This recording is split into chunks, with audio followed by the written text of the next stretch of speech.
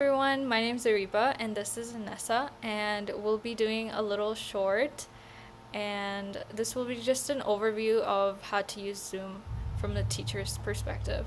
So first we have the mute button, and you can mute or unmute yourself. You can also ask your student to unmute by clicking here, and also be able to mute them if you need to. There's also stop video. You can choose to also stop video by clicking on these three dots here for another person who's in the call, just in case you need to. Another thing is the security panel down here. So this will allow you to allow participants to share their screens as well, allow them to chat, rename themselves, and all the stuff here that relates to privacy and security of your Zoom session. Here you can see your participants, and let's see.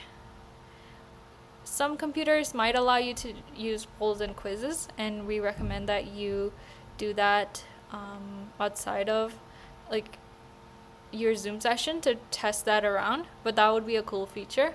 And Anessa will go ahead and explain the rest of the features. All right. Let me just share my screen. Please let me know when you can see it. I can see it. Okay, perfect.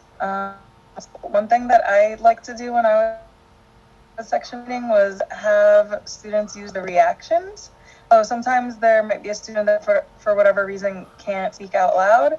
I welcome them to use reactions such as a up or just say something in the chat. Another feature is to show captions. So there's transcription, and then you can view the full transcript by clicking right here. One of the things that section leaders asked us about was breakout rooms. So you could click here and you can either assign automatically, assign manually. That means you choose who goes into which breakout room, or let participants choose room. So just as an example, you could create, let's say, 3 breakout rooms and click create. So that would have this little pop-up here. You can open all rooms when you're ready for everybody to go in.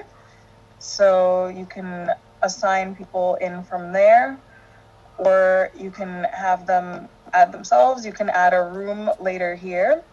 And once you open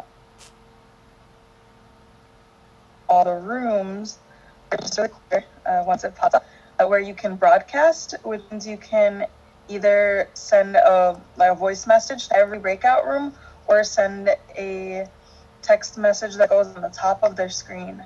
I'm just gonna close all rooms here. Close all rooms. All right.